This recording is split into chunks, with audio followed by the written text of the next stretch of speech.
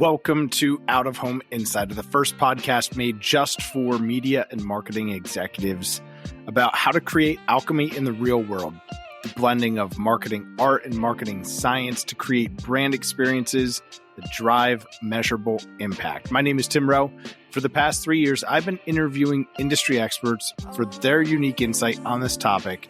And today's recap is of episode 96 with Bob Johns, founder of Boldsite Media, the premier destination retail and entertainment media company with a portfolio that showcases incredible properties like the Grandscape in Dallas and American Dream Mall here in New Jersey.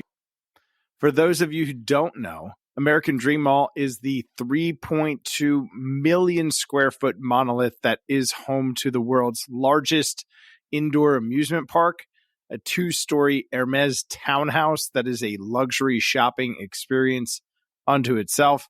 It's just 4 miles from the mouth of the Lincoln Tunnel, making it just 15 minutes from Manhattan. So imagine a mall from Dubai transplanted to the New Jersey tri-state area on the same complex of MetLife Stadium where the Giants and Jets play. All right, you got it? That's American Dream Mall. So we talked about American Dream Mall a lot because it's an exciting new property by Boldsite. But, I want to start with the things that I learned from Bob from a business perspective, and then we can kind of crescendo into what the opportunity at American Dream is. Bob started out on the buy side of the business as a buyer at an agency. And as time went on, he realized he had a passion for business development. Ultimately, that led to him finding his strengths as a media seller, and then he made the flip coming over to the sell side. It's interesting because as I was preparing for this episode, I'm also reading a great book by famed business consultant Peter Drucker called Managing Oneself. It's a little book. It's like a 4x6, dimensionally. It's 100 pages, but it packs an absolute punch. And one of the first things Peter Drucker talks about is taking an annual inventory of what you're doing well in your current role, what you love, what you hate, things like that. And that once you've done this process a few times, you'll start to get a really clear picture of the type of company you're best suited for, whether you're great as a number one or better as a number two, those sort of things. And I think it's really interesting to hear someone's story essentially of that process, whether it was conscious or not. Bob continued moving towards his strengths rather than spending time working on his weaknesses. And I think that that's an important concept that isn't talked about enough.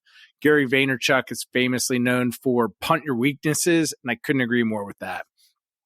The next big idea I learned from Bob is how out-of-home concepts are generally great ammunition for any new business pitch. That's how Bob made the ultimate switch from the buy to sell side. He found he was always asking the out-of-home team for ideas for new business pitches he was working on. And ultimately, I think that the if you can't beat them, join them, got the best of him. Bob made the switch. And I think this idea of out-of-home being great for new business pitches as a business development tactic is something that more media owners could be using from the local level all the way up, rather than constantly trying to go around the agency or, to the brand direct, or, just if you wanted to round out your business development approach and have more partners kind of in the Rolodex, how can you step back and say, who's a really good partner that we should be doing more of these new business pitches with? Maybe it's the radio company. Maybe it's the TV company. Maybe it is local agencies in your market. Maybe you are an alternative format. How can you be working with bigger national agencies? And I think it's this idea of bringing ideas, and this concept of ideas as mechanical advantage is something that we're going to talk about in the coming weeks. But ultimately, let experts do expert shit. They know their products. They know their markets best. It's my job to ask good questions, give focused direction. So I love this idea of more collaboration. Look around the room, ask yourself who you could align efforts with, and think of the value that you could bring. So if you're an agency, are there media companies that maybe you should be reaching out to that, hey, you know what? My clients have been asking about this and that. Let me reach out to a few companies and have them put together their best ideas so that I can be proactive. just the same. You're a media company, same thing. I love this so much and believe it's collaboration which will ultimately be the growth engine for out of home, not another friggin' programmatic DSP.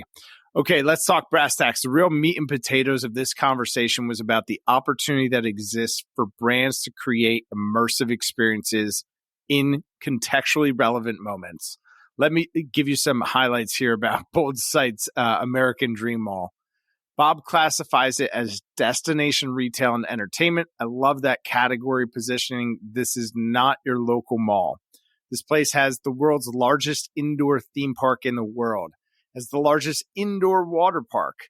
This thing makes 6-foot waves, and reportedly, former New York Yankees pitcher CC Sabathia would take surf lessons there in the morning before the mall opened when he was still with the team a few years back. There's an indoor ski slope, 330 stores and restaurants. There's an NHL-sized ice rink, indoor go-karts, Saks Fifth Avenue, Tiffany. There's the 2-story Hermes apartment. This is a 3.2 million square feet of engineering that is closer to going on vacation than to the food court in Sam Goody and hang out with your friends. So that's a throwback reference for all you millennials and older in the audience. Bob calls the brand marketing opportunity a visual landscape with 138 synchronized displays across the footprint that really create this kind of immersive Times Square takeover feel in this super contextually relevant moment for high-end fashion, family fun, and just overall epicness. 138 synchronized displays. What does that mean? 138 synchronized displays. Think like the inside of a sports arena, but this is like a huge mall with all of that really cool stuff, right? All the screens are displaying the same creative at the same time. While each screen is synchronized to one another, they can also be independently controlled, meaning that you can do some really amazing things, with this network from a creative standpoint. That's ultimately the exclamation point on this episode, is that these sorts of opportunities are not something that just end up on an RFP grid and get bought, or at least that's maybe like the most underwhelming way to approach it. Instead, here you should be thinking about the audience. This is an iconic landmark and destination. It draws from a huge footprint across the Northeast United States, and as international travel continues to open, more and more tourists are putting American Dream on their must-see list. So this is an environment designed to get you to part with your wallet. There's no shortage of shopping or activities. Whatever your taste, they got something there. So consider the opportunity first and foremost, then consider the capabilities of the network, which are first class and literally built by the same company that designs and outfits a lot of the major sports arenas around the world. I think it's really cool. Bob will tell you himself, they're looking for, brands, they're looking for creative folks to really push the limits and test the capabilities of what's possible on the property. And the number one takeaway, a great reminder, is Bob's understanding of the second law in the 22 immutable laws of marketing. That's the law of category. The law of category says that if you cannot be first in your category, set up a new category. And that's exactly what Bob did with his classification of destination retail and entertainment. He didn't want to be lumped in with mall media because it's not the same thing. And so he created his own category. It's a great lesson. It's constantly retaught to us by challenger brands of all sorts. And speaking of challenger brands, I'm working on a new series that is going to be, I believe, the most practical playbook on challenger brand marketing for the modern day. So make sure you're subscribed to the podcast so you can learn more about that when it's coming. If you're looking for your next chapter in Out of Home, check out OOhired.com. That's OOhired.com. We've got a whole bunch of opportunities over there. Definitely go there, check it out, share it with a friend. Hey, if you found this to be helpful, share it with somebody else who could benefit. Again, make sure you're subscribed. Smash that like button wherever you're listening to it. Give it a star, give it a review. That's how you help the podcast grow. And until next time, we'll see you.